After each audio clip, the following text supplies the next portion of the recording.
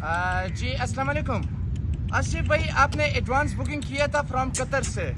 आसिफ भाई, ये German shepherd pair मैंने आपके लिए अरेंज कर दिया 4 मंथ का, तो ये अभी इंशाल्लाह आपके लिए मैं भिजवाऊंगा, ठीक है। बाकी जो है ना, जिस किसी भाई को भी जो है ना ज़रूरत हो 4 मंथ के या 2 मंथ के पपीज़ का, तो हमारे पास अवेलेबल होते हैं, ठीक है। हमारी लोकेशन पेशावर सिटी है, ये फॉर सेल पपीज़ है। तो जिस किसी भाई को भी जो है ना रिक्वायरमेंट हो तो इंशाल्लाह वो हम कर देते हैं, ठीक है। कार्गो अवेलेबल ऑल पाकिस्तान है। आसिफ भाई, ये देखें, ये आपकी जोड़ी है, ठीक है। ये मेल है और ये फीमेल है। ये देखें, बहुत ही एक्सट्रीम क्वालिटी की जो है ना ये जोड़ी है।